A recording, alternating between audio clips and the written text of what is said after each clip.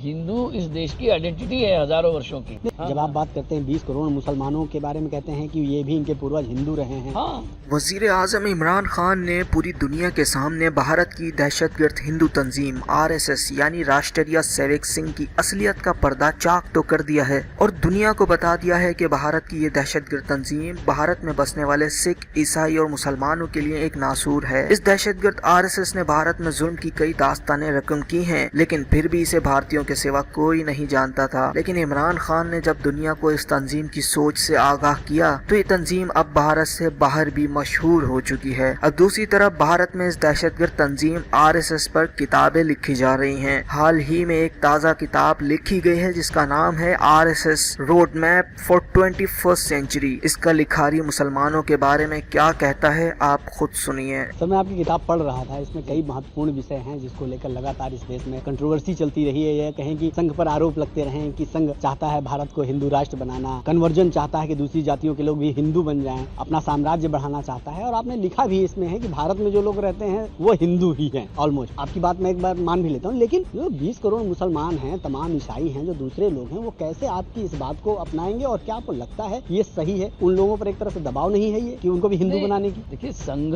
जो हिंदू जो है, हिंदुत्व को संघ मानता है। हिंदुत्व इस मिट्टी का तत्व है ये, और हिंदू का मतलब ही इंक्लूसिव होता है, जिसमें हर प्रकार के लोगों को, जो दूसरे किसी को न मानते हुए चाहे दूसरी पूजा पद्धति के लोग हो, उनको भी सबसे ज्यादा अगर सम्मान पूर्वक रहने का कोई जगह है तो मुझे लगता है कि ये हिंदू भूमि रही है। और इसीलिए जब संघ, लेकिन यहाँ तो मुसलमान भी रहते हैं, तो वो मुस्लिम भूमि तो है। नहीं, इस्लाम के तमाम लोग रह रहे हैं। इस्लाम एक पूजा पद्धति है।